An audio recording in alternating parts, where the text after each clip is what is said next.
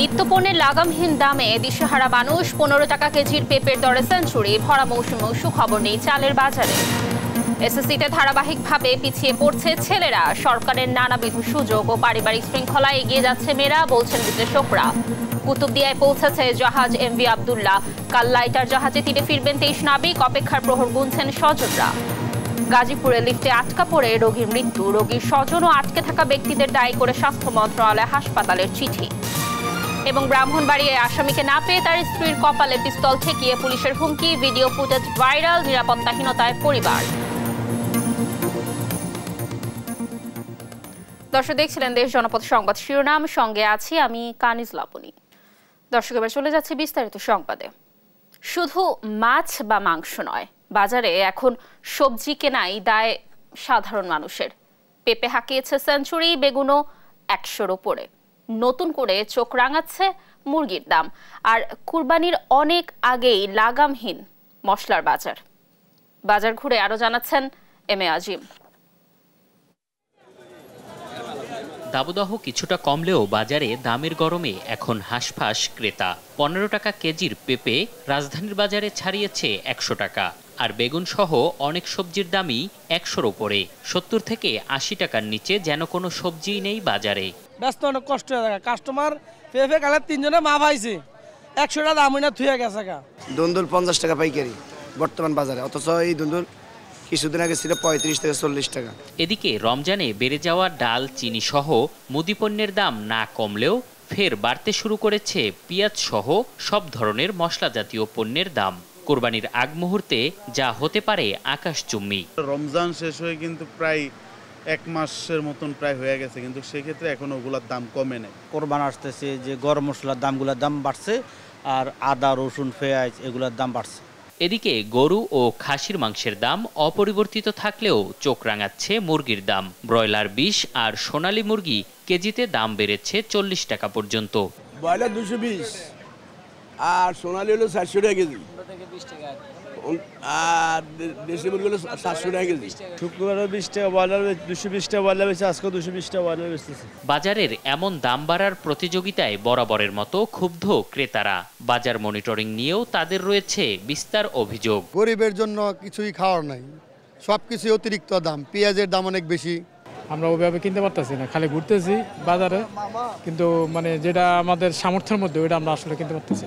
আমাদের তো মনে করেন সীমিত আয়ের লোক, আমাদের তো বাজার করতে আসে সবসময় হিমশিম খেতে হয়। বাজার ব্যবস্থা যারা আছে, বাজারের দায়িত্বে আছে, যেমন সরকারিভাবে তারা মনিটরিং যদি করে ঠিকভাবে, তাইলে হয়তো বা ঠিক করতে পারে, কিন্তু তারা তো শুধু বলে, মুখেই বলে। অবশ্য পর্যাপ্ত সরবরাহ আছে মাছের, তাই দামও বাড়েনি তুলনামূলকভাবে। এম এ আজিম, দেশ টিভি, ঢাকা। এদিকে বোরো ধান কাটার ভরা মৌসুমেও সুখবর নেই চালের বাজারে। কুষ্টিয়ায় সব ধরনের চালই বিক্রি হচ্ছে চড়া দামে। নতুন ধানের চাল বাজারে আসতে শুরু করলেও তেমন প্রভাব পড়েনি। মিল মালিকরা বলছেন, পুরো দমে ধান না ওঠায় বাজারে ধানের দাম চড়া।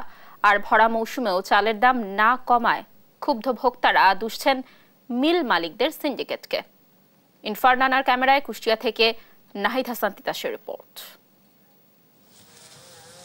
চলছে বোরো ধান কাটার মৌসুম। মাঠে মাঠে ধান কাটায় ব্যস্ত সময় পার করছে কৃষকেরা। নতুন ধানের চাল বাজারে আসতেও শুরু করেছে। তবুও কুষ্টিয়ার চালের বাজারে নেই কোনো সুখবর। সব ধরনের চালই বিক্রি হচ্ছে চড়া দামে। কুষ্টিয়ার খুচরা বাজারে সরু মিনিকেট চাল বিক্রি হচ্ছে 66 টাকা কেজি, কাজললতা চাল বিক্রি হচ্ছে 62 টাকা, আর মোটা আটার চাল বিক্রি হচ্ছে 54 টাকা কেজি দরে। খুচরা বিক্রেতারা বলছেন, প্রতি বছর নতুন ধান উঠলে বাজারে চালের দাম কমে, কিন্তু এবছর এখনো কমেনি দাম। তাই তারা মিলগেট থেকে যে দামে কিনছেন, বিক্রিও করছেন সে দামে। মিল মালিকরা যদি না কমায়, তাহলে আমরা কিভাবে কি বাজারে কি নিয়ন্ত্রণ করবো বা কি কমাবো? আমরা মিলাদদের কাছে গেলেও দেখছি চাল যা মানে দাম, তাতে সামান্য হয়তো প্রথম চালের চেয়ে সামান্য একটু কমছে আর কি। মৌসুম যাই মৌসুম আসে, কমে না চালের দাম। ভরা মৌসুমেও চালের দাম না কমাই ক্ষুব্ধ সাধারণ ভোক্তারা দুষছেন মিল মালিকদের সিন্ডিকেটকে। ধান কাটার সময় কিছু দাম কমে, এবার দেখতেছি কোনো কমার কোনো ব্যবস্থা নেই। যারা কর্তব্যরত আছে দাম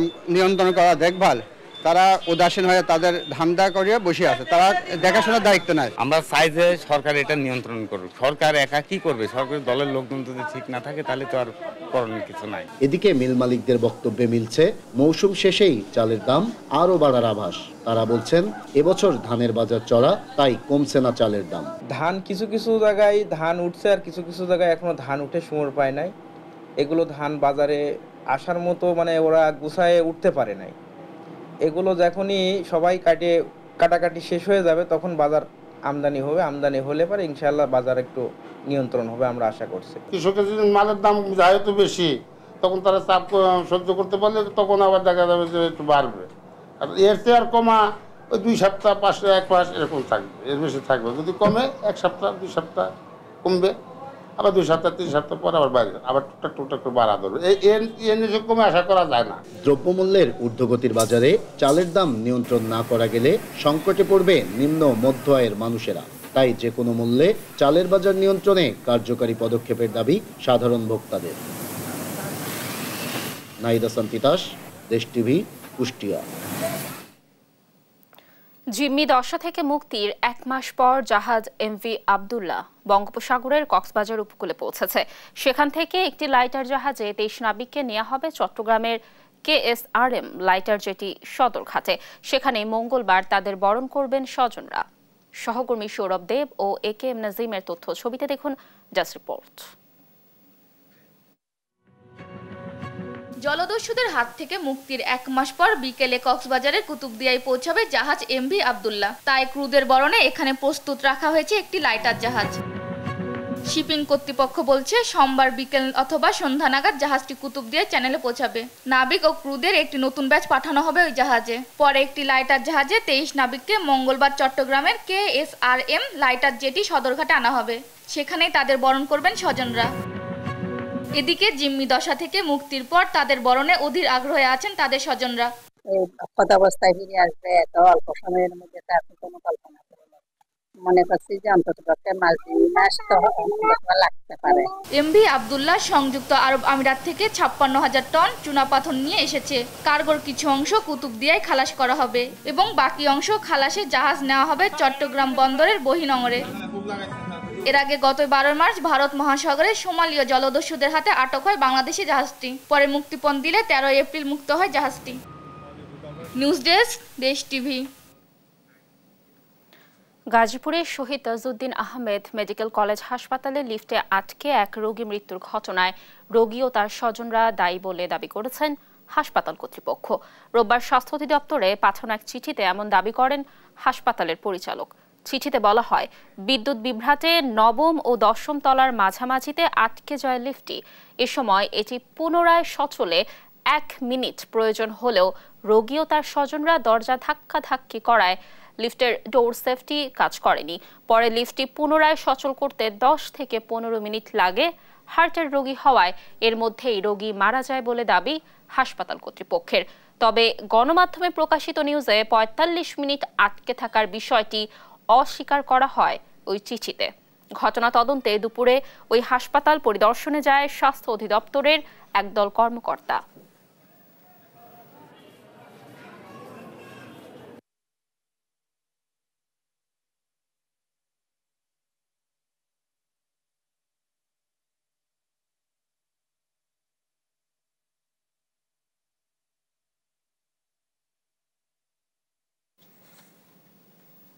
লিফট যাদের অপারেটর করার কথা, অর্থাৎ লিফট অপারেটর, তারা গতকালকে ডিউটিরত ছিল কিনা, ওই যখন ঘটনাটি ঘটে তখন তারা কোথায় ছিল, আমরা তাদের ডিউটি রোস্টার একটা থাকে আপনারা জানেন, তাদের হাজিরা তালিকা থাকে এবং তাদের যারা সুপারভিশন করে তাদের সাথে আমরা কথা বলেছি।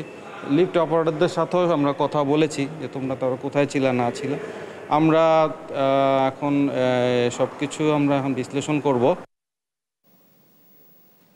ব্রাহ্মণবাড়িয়ায় আসামি ধরতে গিয়ে নারীর কপালে পিস্তল ঠেকানো ও ফাঁকা গুলি ছোড়ার অভিযোগ উঠেছে জেলা গোয়েন্দা পুলিশের বিরুদ্ধে। স্বর্ণ আত্মসাতের অভিযোগে প্রবাসীকে ধরতে গিয়ে জেলা গোয়েন্দা পুলিশের উপপরিদর্শক রেজাউল করিম এমন কাণ্ড ঘটান। আসামি নুরুলকে না পাওয়ায় মারধরের শিকার হয়েছেন তার পরিবারের সদস্যরা। তবে ঘটনার তদন্ত সাপেক্ষে ব্যবস্থা নেয়ার কথা বলছে জেলা পুলিশ। ব্রাহ্মণবাড়িয়া থেকে সহকর্মী মেহেদী নূর পরশের পাঠানো তথ্যচিত্রে দেখুন ডেস্ক রিপোর্ট। সাদা পোশাকে আসামি ধরতে যেয়ে এভাবেই প্রকাশ্যে পিস্তল উঁচিয়ে ভীতিকর এক পরিবেশের সৃষ্টি করেন গোয়েন্দা পুলিশের উপপরিদর্শক রেজাউল করিম। পুলিশ নাকি অন্য কেউ তা বুঝে ওঠার আগেই আক্রমণাত্মক হয়ে ওঠেন। এক পর্যায়ে নারীর কপালে পিস্তল ঠেকানোর পাশাপাশি ছুড়েন ফাঁকা গুলিও। ব্রাহ্মণবাড়িয়া সদর উপজেলার থলিয়ারা গ্রামে ঘটে ঘটনাটি। বিষয়টি সামাজিক যোগাযোগ মাধ্যমেও ভাইরাল হয়। এরপরই দেশজুড়ে চলছে আলোচনা সমালোচনা। জানা যায় সৌদি প্রবাসী নুরুল আলম নুরুর বিরুদ্ধে মাসখানেক আগে সদর থানায় 400 গ্রাম স্বর্ণ আত্মসাতের মামলা হয়। এতে অভিযোগ আনা হয় নুরুল সৌদি থেকে আব্দুল কুদ্দুস নামের এক ব্যক্তির স্বর্ণ এনে পুরোটা বুঝিয়ে দেননি। এ ঘটনায় তার ছেলে বাদী হয়ে মামলা করেন। সেই মামলায় 10 মে বিকেলে নুরুল আলমকে ধরতে সাদা পোশাকে অভিযানে যায় এসআই রেজাউল করিম সহ আরো কয়েকজন। ভুক্তভোগী পরিবারের অভিযোগ, গোয়েন্দা পুলিশের লোকজন এসে নুরুলকে না পেয়ে আক্রমণাত্মক হয়ে ওঠে। এ সময় নুরুলের স্ত্রী, সন্তান, পিতা সহ পরিবারের লোকজনকে মারধর ও শারীরিকভাবে লাঞ্ছিত করে। ঘরে থাকা নগদ টাকা সহ স্বর্ণালংকার ছিনিয়ে নেয়। ঘটনার পর থেকে পরিবারের সদস্যরা আতঙ্কে দিন কাটাচ্ছে। আমাদের রুমে যেভাবে গিয়া এভাবে মানে অ্যাটাক করা হয়েছে, তখন আমরা বুঝতে পারি না এটা কি সন্ত্রাস না ডিবি লোক না পুলিশ। হঠাৎ করে ডাকাতের মতো নাই ঢুকছে ভাই, এমন ভয়াবহ মানে জন্মের পয়সা আমরা দেখি নেই। ওরা বলতেছে পরে ডিবি তখন ওরা যদি কার্ড দিয়ে পরিস্থিতি তো তাহলে তার সমস্যা হয় না। নুরুল আলম নুরুর স্ত্রীর দাবি, প্রবাসে আব্দুল কুদ্দুসকে ব্যবসায়িক অংশীদার না করায় তার বিরুদ্ধে মিথ্যা অভিযোগ আনা হয়েছে। তিনি ঘটনার সুষ্ঠু বিচার চান। আসামি খুঁজছেন, আমাদেরকে কেন এই নিরাপত্তা? আমরা কি আইনের কাছে কিভাবে আমরা বাঁচবো? আইন কি আমরা নিরাপত্তা দিত না? এদিকে ঘটনার তদন্ত করে আইনগত ব্যবস্থা নেওয়ার কথা জানান পুলিশ সুপার। সে যে অসংযমমূলক আচরণ করে থাকে, আইনের ব্যত্যয় করে থাকে, অবৈধভাবে সে শক্তি প্রয়োগ করে থাকে, তাহলে তার বিরুদ্ধে অবশ্যই আইনগত ব্যবস্থা নেওয়া। এ ঘটনায় অতিরিক্ত পুলিশ সুপার মোহাম্মদ ইকবাল হোসেনকে প্রধান করে 4 সদস্যের একটি তদন্ত কমিটি গঠন করা হয়েছে। নিউজ ডেস্ক, দেশ টিভি। জামালপুরের ইসলামপুর, বকশীগঞ্জ ও দেওয়ানগঞ্জে দ্বিতীয় ধাপের উপজেলা নির্বাচন ঘিরে চলছে জোর প্রচারণা। জয় নিশ্চিতে ভোটের মাঠে নিজ প্রতীকে ভোট টানতে প্রার্থীরা দিচ্ছেন নানান প্রতিশ্রুতি। তবে এলাকার উন্নয়নকে প্রাধান্য দিবেন এমন প্রার্থীকেই বেছে নিতে চান ভোটাররা।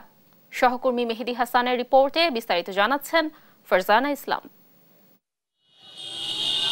আগামী 21শে মে ইভিএমে অনুষ্ঠিত হবে জামালপুরের দেওয়ানগঞ্জ উপজেলা পরিষদের নির্বাচন। তাই মাইকিং, মিছিল, মিটিং আর গণসংযোগে কমতি রাখছেন না প্রার্থীরা।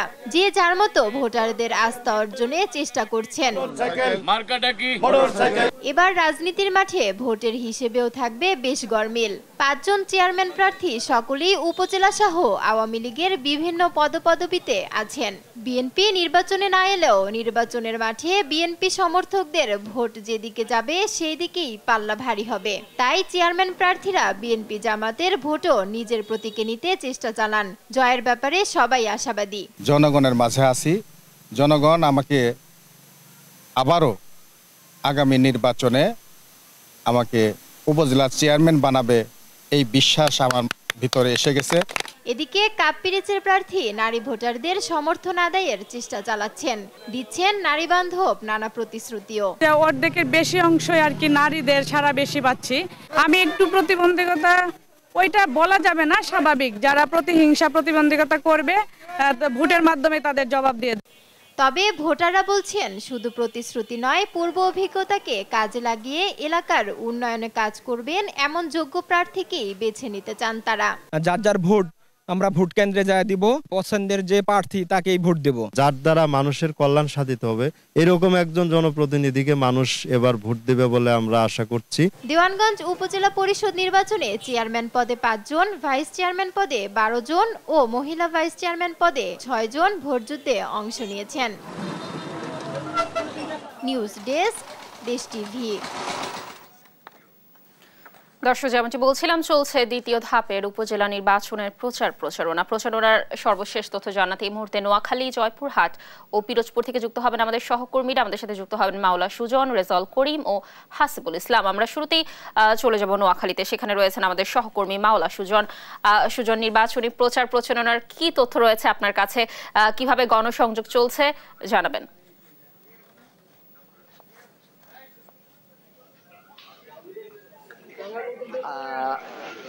লাবণী, আপনি যেমনটি বলছিলেন উপজেলা নির্বাচনের কথা, আমি এখন দাঁড়িয়ে আছি নোয়াখালী জেলার চাটখিল উপজেলায়। তো এইটি আমি একটা প্রত্যন্ত গ্রামে দাঁড়িয়ে আছি। তো আগামী 21শে মে উপজেলা ভোট গ্রহণ অনুষ্ঠিত হতে যাচ্ছে। উপজেলাটি 9টি ইউনিয়ন এবং একটি পৌরসভা নিয়ে গঠিত। তো এই উপজেলা মোট ভোটার সংখ্যা হচ্ছে 2,22,000। তো এই ভোটাররা আগামী 21শে মে 77টি কেন্দ্রে তাদের ভোটাধিকার প্রয়োগ করবেন। তো এই উপজেলার চেয়ারম্যান পদে প্রতিদ্বন্দ্বিতা করছেন 3 জন প্রার্থী। তাদের মধ্যে জাহাঙ্গীর কবির লড়ছেন দোয়াত কলম প্রতীক নিয়ে। তিনি ইতিমধ্যে পরপর দুবার এই উপজেলা চেয়ারম্যান হিসেবে দায়িত্ব পালন করছেন। একই সাথে তার প্রতিদ্বন্দ্বী প্রার্থী হচ্ছেন আজাদ খান, যিনি লড়ছেন আনারস প্রতীক নিয়ে, এবং খায়রুল বাসার নামে আরেকজন রয়েছেন, তিনি লড়ছেন মোটরসাইকেল প্রতীক নিয়ে। এদিকে পুরুষ ভাইস চেয়ারম্যান পদে প্রতিদ্বন্দ্বিতা করছেন 3 জন এবং মহিলা ভাইস চেয়ারম্যান পদে প্রতিদ্বন্দ্বিতা করছে 2 জন। তো আমি এই প্রত্যন্ত অঞ্চলে ভোটারদের সাথে একটু কথা বলেছি, যে চিত্র দেখেছি তারা সবাই একই সুরে কথা বলেছে। তারা যে প্রার্থী তাদের সুখে দুঃখে থাকবে, যাকে তারা কাছে পাবে বা উন্নয়নে পাবে বা সবসময় তাদের পাশে থাকবে, এমন প্রার্থীকে তারা পছন্দ করে বা ভোট দিবেন এবং এই এমন প্রতীকে তারা ভোট দিবেন বলে তারা জানিয়েছেন। তো আমি এখন কথা বলবো যে তেমনই একজন প্রার্থী আলা জাহাঙ্গীর কবির, যিনি উপজেলা পর্বত 2বারের চেয়ারম্যান হিসেবে দায়িত্ব পালন করেছে। আমি তার কাছে জানতে চাইবো, আপনি তো নির্বাচনী প্রচার প্রচারণা রয়েছেন, আপনি কেমন সমর্থন পাচ্ছেন জনগণের কাছ থেকে এবং কি প্রতিশ্রুতি রয়েছে? আমি বিগত 10 বছর জেলা পরিষদের চেয়ারম্যানের দায়িত্ব পালন করছি। আবার তৃতীয়বারের মতো চাটখিল উপজেলার সমগ্র সাধারণ মানুষ, আমার দলের নেতা কর্মী, সকল পেশাজীবী মানুষ আমাকে বিগত 10 বছর আমার অভিজ্ঞতা, প্রজ্ঞা এবং আমার উন্নয়নমূলক কর্মকাণ্ডের কারণে আমাকে তৃতীয়বার আবার ভোট করার জন্য আমাকে উদ্বুদ্ধ করেছেন। সেই জন্য আমি প্রার্থী হয়েছি। আমার প্রতীক হলো দোয়াত কলম। আমি প্রত্যেকটা কেন্দ্রে যাচ্ছি আমার নেতাকর্মীদের নিয়ে, স্বতঃস্ফূর্তভাবে নেতাকর্মী সাড়া দিচ্ছে। আমি প্রত্যাশা করি যেভাবে নেতা সাড়া দিচ্ছে 21 তারিখে আমি দোয়াত কলমে বিপুল ভোটে জয়যুক্ত করে হবো, আশা করি ইনশাআল্লাহ। ধন্যবাদ আপনাকে। তিনি যেমনটি বলছিলেন দোয়াত কলমের প্রার্থী, তিনি গত 10টি বছর এলাকার পাশে ছিলেন, বলছিলেন জনগণের পাশে ছিলেন এবং আগামীতে আশাবাদ ব্যক্ত করেছেন তাকে যদি জনগণ দোয়াত কলম প্রতীকে ভোট দিয়ে নির্বাচিত করে সাধারণ জনগণের পাশে থাকবেন, প্রান্তিক জনগোষ্ঠীর পাশে থাকবেন এবং সার্বক্ষণিক এলাকার সম দিবেন বলে তিনি প্রতিশ্রুতি দিচ্ছেন ভোটারদের কাছে। লাবণী, এ হচ্ছে নোয়াখালীর চাটখিল উপজেলা থেকে আমার কাছে সর্বশেষ। ধন্যবাদ সুজন আমাদের সাথে যুক্ত থাকার জন্য। দর্শক, নোয়াখালী থেকে নির্বাচনী প্রচার প্রচারণার তথ্য জানছিলাম আমরা। এবার আমরা চলে যাব জয়পুরহাটে। সেখানে রয়েছেন আমাদের সহকর্মী রেজাউল করিম রেজা। রেজা, আপনার কাছে জয়পুরহাটে নির্বাচনী প্রচারণার কি তথ্য রয়েছে, সেখানে কিভাবে গণসংযোগ চলছে জানাবেন আমাদের। ধন্যবাদ লাবণী। আমি এখন দাঁড়িয়ে আছি জয়পুরহাটে সদর উপজেলার মাহালিপাড়া গ্রামে আর কি। তো আমি একটা বিষয় জানিয়ে রাখি যে আগামী 21শে মে জয়পুরহাটের দ্বিতীয় ধাপের নির্বাচন অনুষ্ঠিত হবে জয়পুরহাট সদর উপজেলা এবং পাঁচবিবি উপজেলা। এই জয়পুরহাট সদর উপজেলাতে 5 জন চেয়ারম্যান প্রার্থী এবং 7 জন ভাইস চেয়ারম্যান প্রার্থী এবং মহিলা ভাইস চেয়ারম্যান প্রার্থী 4 জন, এর মোট 16 জন প্রতিদ্বন্দ্বিতা করছেন। পাশাপাশি জয়পুরহাটের পাঁচবিবি উপজেলা নির্বাচনে সেখানে কিন্তু মোট 14 জন প্রার্থী নির্বাচন করছে। সর্বোপরি এখানে এই 2 উপজেলা মিলে 21 তারিখে 30 জন প্রার্থী প্রতিদ্বন্দ্বিতা করছেন। আমি এখন দাঁড়িয়ে আছি, একজন প্রার্থী গণসংযোগ করছেন মাহালিপাড়া জয়পুরহাট সদর উপজেলার। এখানে অশোক কুমার ঠাকুর, বর্তমান উপজেলা পরিষদের ভাইস চেয়ারম্যান। তিনি তার কাছে আমি জানবো যে আপনি কতটুকু, যেহেতু ভাইস চেয়ারম্যান এখনো দায়িত্বে আছেন, কতটুকু প্রত্যাশা পূরণ করেছেন জনগণের, পাশাপাশি আপনি কতটুকু আশাবাদী? ধন্যবাদ। আমি দীর্ঘ 5 বছর উপজেলা পরিষদের দায়িত্ব, ভাইস চেয়ারম্যান পদে দায়িত্ব পালন করেছি। আমি বিগত 2019 সালে বিপুল ভোটে নির্বাচিত হয়ে উপজেলা পরিষদে এসেছিলাম। উপজেলা পরিষদে আসার পর থেকে জনগণ আমার কাছে যে প্রত্যাশাগুলো করেছে, আসলে আমাদের কিছু সীমাবদ্ধতা আছে। আমরা পর্যাপ্ত বরাদ্দ পাই না উপজেলা ভাইস চেয়ারম্যান, ম্যানুয়ালিও আমাদের পর্যাপ্ত বরাদ্দ নাই। এডিবির বরাদ্দ বা অন্যান্য টিআর কাবিখা এগুলো তো খুব একটা থাকে না। তবুও যতটুকু আছে, আমার 17টা দপ্তর আছে, আমি 17টা দপ্তরকে নিয়ে আমি সবসময় মানুষের প্রত্যাশা পূরণে সবসময় কাজ করেছি। আমি বিশ্বাস করি, আমার এটা ধারণা, আমি মানুষের শতভাগ প্রত্যাশা পূরণেরই চেষ্টা করেছি আমার প্রতিবন্ধকতা ও সীমাবদ্ধতার মধ্যে দিয়ে।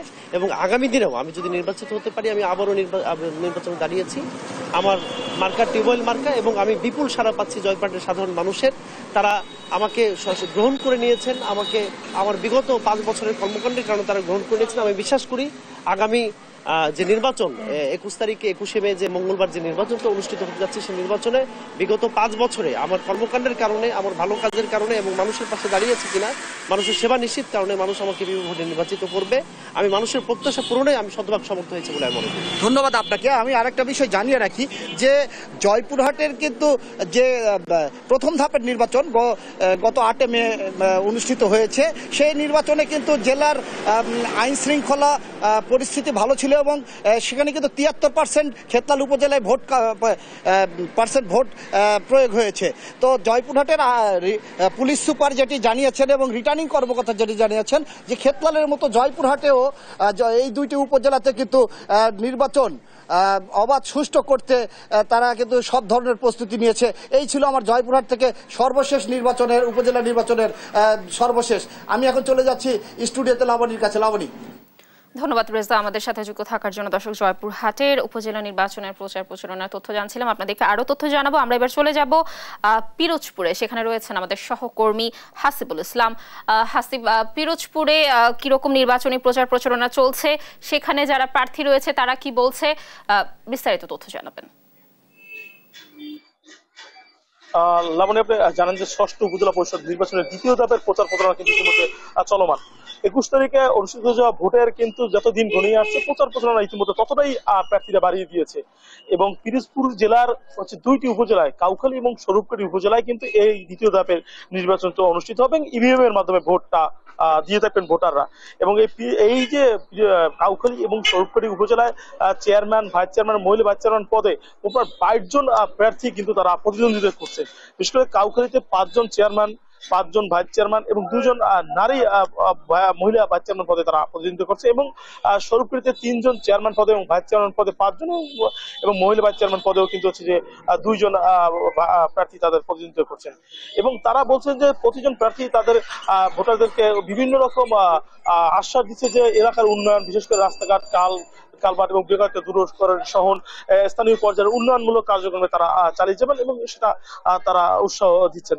এর পাশাপাশি তারা বলছেন যে মাদক মুক্ত এবং সন্ত্রাস মুক্ত, চাঁদাবাজ মুক্ত এলাকাগুলো তারা করবেন এবং স্থানীয় পর্যায়ের মাধ্যমে তারা স্মার্ট একটি উপজেলা তৈরি করার জন্য তারা ইতিমধ্যে তারা প্রচারণা চালিয়েছেন।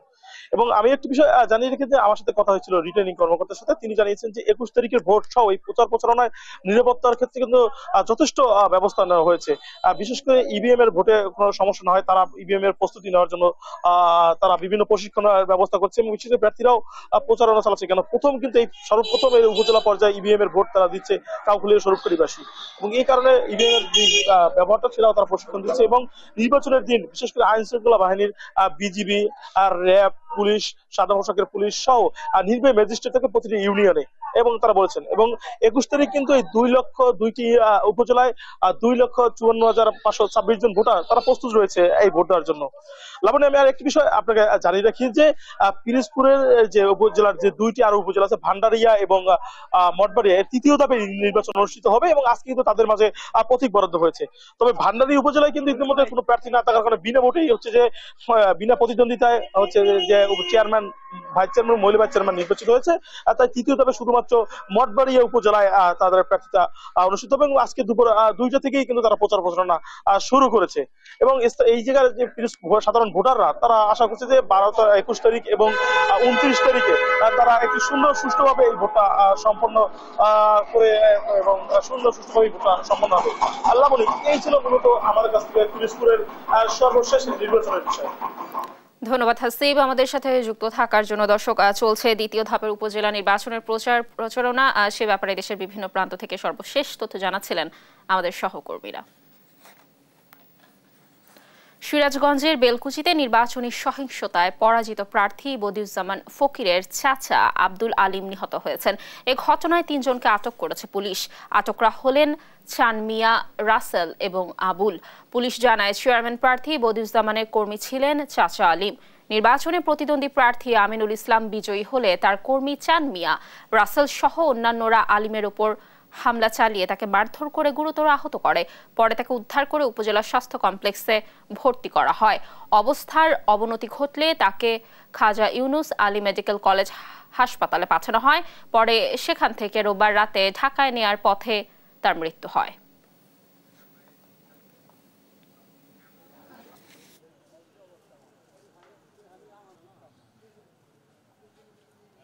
প্রতিপক্ষ প্রার্থী ইঞ্জিনিয়ার আমিরুল ইসলাম দোয়াত কলমের প্রতীক, উনি মনে করেন থানায় এসে সে আমাকে মনে করেন যে পুলিশ ও জনগণের সম্মুখে সে ডাইরেক্ট বলছে যে বদি ফকিরের রক্তদাহ লিখেলমু।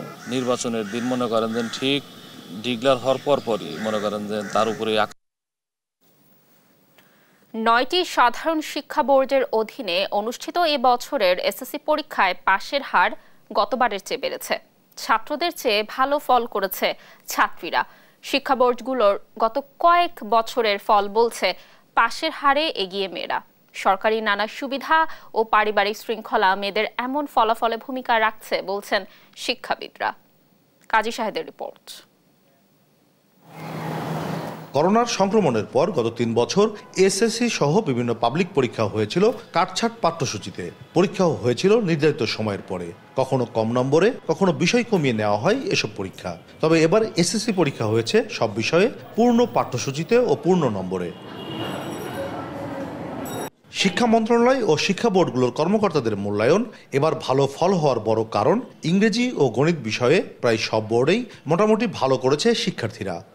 ইংরেজি এবং গণিতের যে ভীতিটা আছে সেটা আস্তে আস্তে দেখা যাচ্ছে যে অনলাইন কার্যক্রম, বিভিন্ন ধরনের অ্যান্ড্রয়েডের বিভিন্ন ফাংশন, অ্যাপস, এগুলোর কারণে তাদের ভিতরে অনেক দুর্বলতা কেটে গেছে।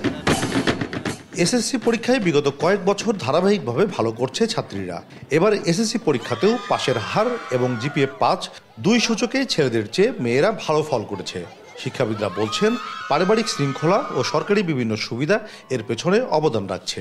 আমাদের দেশের যে পরিবার কাঠামো বা সমাজ ব্যবস্থা, সেখানে মেয়েরা যদি বাসার বাইরে কোথাও যায়, গার্জেনকে বলে যায়, কিংবা যদি নির্দিষ্ট সময় না ফেরে গার্জেনটার খোঁজ করে, ফলে হয় কি মেয়েরা এখনও কিন্তু একটা ডিসিপ্লিনের মধ্যে আছে। যেমন ছেলেরা কোথায় কখন যাচ্ছে, কার সাথে মিশছে বা কখন বাসায় ফিরলো, এই বিষয়গুলো গার্জেনরা অতটা সিরিয়াসলি দেখে না। আর একটা কারণ আমার কাছে মনে হয় যে দীর্ঘদিন ধরেই কিন্তু সরকারের বিভিন্ন সুযোগ সুবিধা, উপবৃত্তি সহ মেয়েদের জন্য কিছু ফ্যাসিলিটিসের ব্যবস্থা শুরু হয়েছিল এবং এটা এখনও চলমান আছে। এই ফ্যাসিলিটিসটাকে কাজে লাগিয়ে কিছু নিম্ন মধ্যবিত্ত পরিবার, নিম্ন পরিবারের মেয়েরাও কিন্তু এই সুবিধাটার কারণে কিন্তু এগিয়ে আসছে। ঢাকা বিশ্ববিদ্যালয়ের শিক্ষা গবেষণা ইনস্টিটিউটের অধ্যাপক ডক্টর আব্দুস সালাম মনে করেন সরকার ছাত্রীদের জন্য সুযোগ সুবিধা বেশি দিয়েছে, যা ইতিবাচক ফলাফলে বড় ভূমিকা রাখছে। মেয়েদের উপবৃত্তির বিষয় আছে, মেয়েদের আর্লি যে ম্যারেজ হতো আমাদের এখানে, সেটার একটা বিষয় এখন আছে, অনেকে সচেতন হয়েছে। আর সাইকোলজিক্যালি মেয়েরা যে ঘটনাটি ঘটে সেটি হলো যে সাইকোলজির মেয়েরা কিন্তু একটু ঘরমুখী এবং তারা কিন্তু অনেকটা স্টেবল এবং তারা কিন্তু অনেকটা অধ্যবসায়ী। আর ছেলেদের একটু স্বভাবজাতভাবেই সাইকোলজিক্যালি একটু বহির্মুখী। এবার 9টি শিক্ষা বোর্ডে মোট পরীক্ষার্থীর মধ্যে ছাত্রী সংখ্যা প্রায় 8,49,000। তাদের পাশের হার 85%। 7,57,000 ছাত্রের বিপরীতে পাশের হার 82%-এর কিছু বেশি। কাজী শাহেদ, দেশ টিভি, রাজশাহী। কুমিল্লার যুবলীগ নেতা জামাল হত্যা মামলার মৃত্যুদণ্ডপ্রাপ্ত পলাতক 2 আসামিকে গ্রেফতার করেছে র্যাব। সোমবার দুপুরে কুমিল্লা র্যাব 11-এর শাকতলা কার্যালয়ে সংবাদ সম্মেলনে এ তথ্য জানান র্যাব 11-র উপপরিচালক ও কোম্পানি অধিনায়ক লেফটেন্যান্ট কমান্ডার মাহমুদুল হাসান। তিনি জানান 2016 সালের এক ঘটনায় দায়ের করা মামলায় গতকাল রোববার দুপুরে কুমিল্লার অতিরিক্ত জেলা ও দায়রা জজ চতুর্থ আদালত এ রায় প্রদান করে। রায়ে 9 জনের মৃত্যুদণ্ড, 9 জনের যাবজ্জীবন রায় দেন আদালত। তবে দণ্ডিত প্রাপ্ত 17 জনই পলাতক ছিলেন। কুমিল্লা নগরের শাসনগাছা এলাকায় অভিযান চালিয়ে মৃত্যুদণ্ডপ্রাপ্ত আসামি মফিজ ও বাবুলকে গ্রেফতার করে র্যাব সদস্যরা। পলাতক বাকি আসামিদের আটকে র্যাবের অভিযান অব্যাহত রয়েছে বলেও জানানো হয়।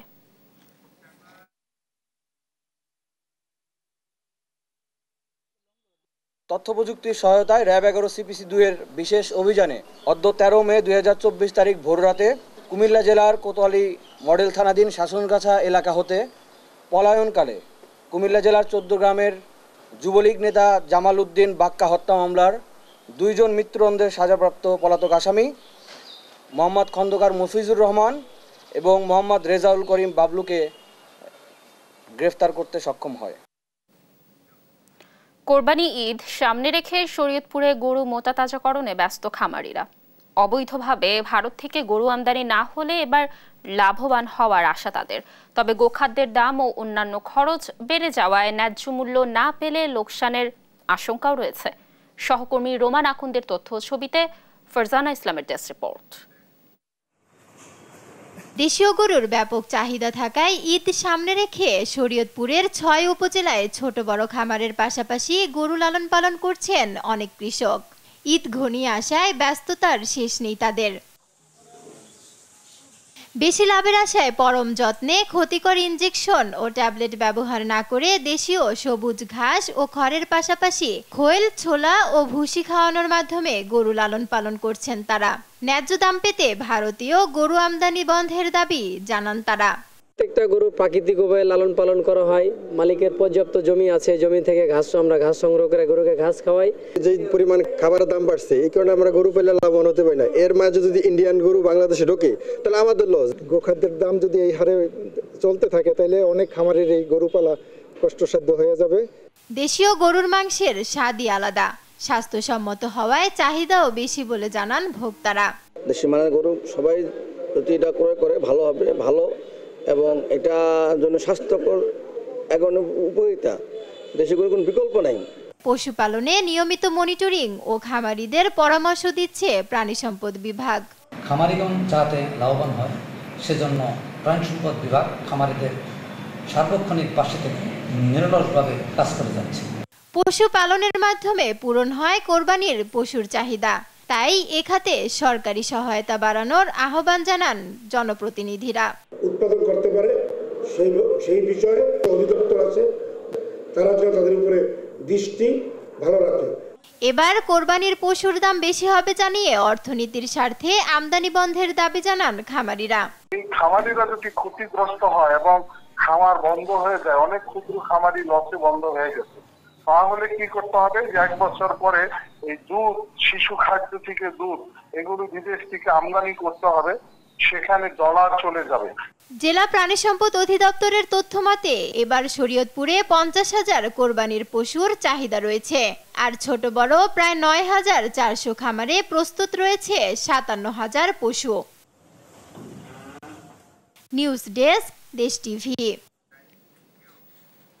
দর্শক, যেমনটি বলছিলাম, সামনে ঈদুল আজহা, খামারে খামারে চলছে পশু মোটা তাজাকরণের শেষ মুহূর্তের ব্যস্ততা। এই ব্যাপারে আরো তথ্য জানাতে ভোলা থেকে যুক্ত হবেন আমাদের সহকর্মী ছোটন সাহা।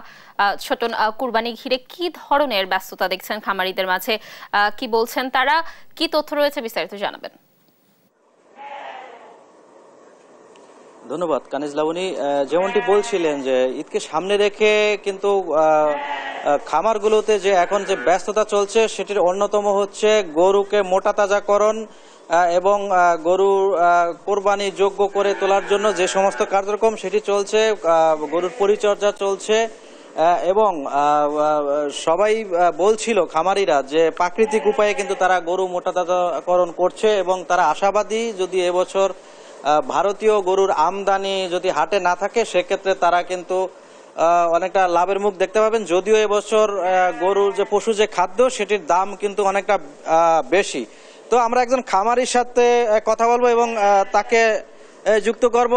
কোরবানি ঈদকে সামনে রেখে আপনাদের কয়টি গরু প্রস্তুত করেছেন, কি উপায়ে গরু মোটা তাজাকরণ করেছেন?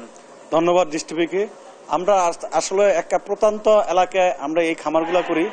এখানে আমাদের খামার করতে যে সামনে ঈদকে সামনে রেখে আমরা কাঁচা ঘাস, ভুসি, মাসকালাই, কুড়া ইত্যাদি দিয়ে গরুকে মোটা তাজা করে ঈদের জন্য মানুষের কাছে পৌঁছানোর জন্য আমরা চেষ্টা করে যাচ্ছি। আমি আপনাদের মাধ্যমে জানাতে চাই, আমরা এত কষ্ট করে যদি সামান্য পরিমাণ ব্যবসা না পাই তাহলে তো আমরা এই কষ্টের মূল্য পাবো না। তা আমি বলবো আপনাদের মাধ্যমে দেশের প্রধানমন্ত্রীকে যেন ইন্ডিয়া থেকে আমাদের দেশে গরু ঈদে না হয়। আমরা যে গরু দেশে আমরা যারা খামারিরা এখন বাংলাদেশের চাহিদাকে মিটিয়ে বিদেশে রপ্তানি করতে পারবো, তাহলে আমরা ইন্ডিয়া থেকে কেন আনবো? আমরা ইন্ডিয়ার থেকে যদি গরু আনে তাহলে আমাদের এই কষ্টটা বিফলে যাবে। ধন্যবাদ কানিজ লাবণী। যেমনটি শুনছিলেন যে খামারিদের দাবি কিন্তু যাতে ভারতীয় গরু এবার গরুর যে হাটগুলোতে প্রবেশ করতে না পারে তেমনটি বলছিল। তো আমরা যেমনটি জানতে পেরেছি ভোলা জেলায় কিন্তু 2000-এর অধিক রয়েছে বাণিজ্যিক খামার এবং 15,000 রয়েছে পারিবারিক খামার। এ সমস্ত খামারে কিন্তু 7 লাখের অধিক কিন্তু গরু রয়েছে এবং এই যে গরুর কিন্তু এবছর যে চাহিদা রয়েছে কিন্তু 85,000 গরুর কিন্তু চাহিদা রয়েছে কোরবানি ঈদে। তবে প্রাণী সম্পদ দপ্তর কিন্তু এবার কোরবানির যোগ্য পশু প্রস্তুত করেছে প্রায় 92,000-এর মতো, এবং একই সাথে তারা অনলাইনেও কিন্তু গরু বিক্রির যে লক্ষ্যমাত্রা প্রায় 4,500 সেটি নির্ধারণ কিন্তু তারা করেছে। এবং প্রাণী সম্পদ অধিদপ্তর বলছিল যে এবছর গরুর হাট বসানো হবে ভোলা জেলায় 103টি, এবং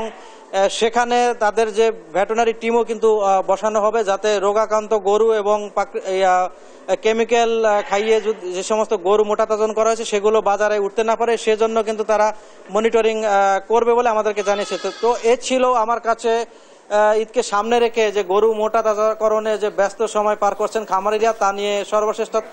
ফিরে যাচ্ছি স্টুডিওতে লাবণীর কাছে। ধন্যবাদ ছোটন আমাদের সাথে যুক্ত থাকার জন্য। দর্শক, যেমনটি বলছিলাম, সামনে ঈদুল আজহা, খামারে খামারে চলছে পশু মোটাতাজাকরণের শেষ মুহূর্তের ব্যস্ততা। সে ব্যাপারে সর্বশেষ তথ্য জানাচ্ছিলেন আমাদের সহকর্মী।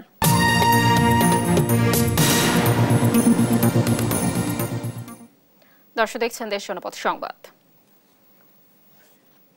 রংপুরে 9,500 প্রাথমিক বিদ্যালয়ের 8,000টিতেই নেই এক শিফটে ক্লাস নেওয়ার সক্ষমতা। শিক্ষক সংকট ও প্রয়োজনীয় অবকাঠামোর অভাবে কার্যকর করা যায়নি সরকারি নির্দেশনা। ফলে মানসম্মত শিক্ষাদান থেকে বঞ্চিত হচ্ছে কোমলমতি শিশুরা। মাহমুদ রকির তোলা ছবিতে রফিকুল ইসলামের প্রতিবেদন।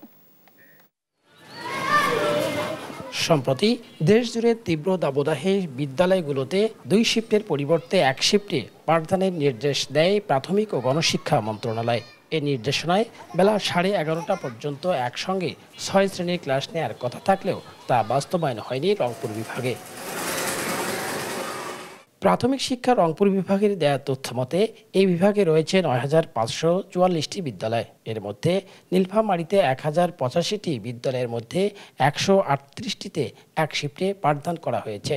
ঠাকুরগাঁয়ে 999টি বিদ্যালয়ের মধ্যে 60, গাইবান্ধায় 1,466টির মধ্যে 333টি, রংপুরে 1,456টির মধ্যে 205, লালমনিরহাটে 763টির মধ্যে 146টি, দিনাজপুরের 1,871টির মধ্যে 230টি, পঞ্চগড়ের 664টির মধ্যে 69 এবং কুড়িগ্রামের 1,240টির মধ্যে 279টি রয়েছে।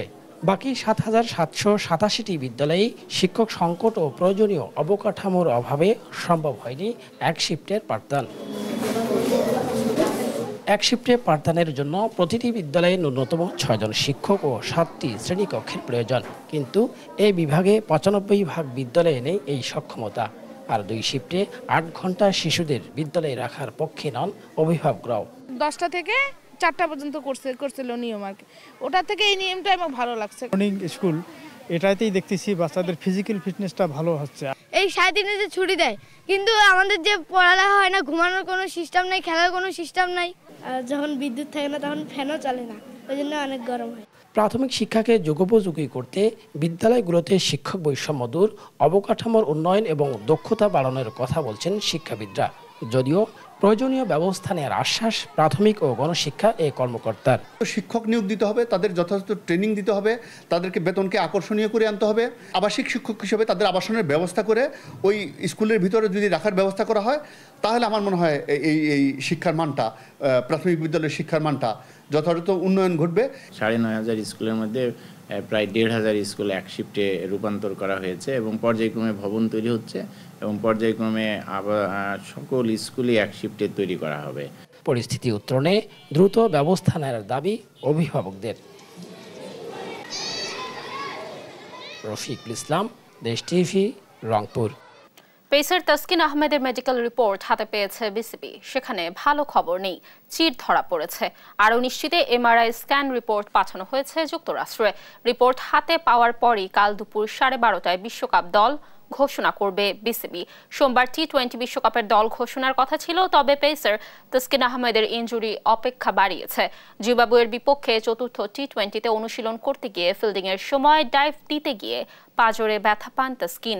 এরপর এই পেসারের এমআরআই করানো হয়। সে রিপোর্টে ভালো খবর আসেনি, চির ধরা পড়ে, তবে ইনজুরি গুরুতর নয়। সেরে উঠতে সময় লাগবে 2 থেকে 3 সপ্তাহ। টাইগার পেস ইউনিটের অন্যতম এই ক্রিকেটারকে নিয়ে বিশ্বকাপে যেতে চায় বিসিবি। তাই শেষ মুহূর্ত পর্যন্ত অপেক্ষা করছে বিসিবি।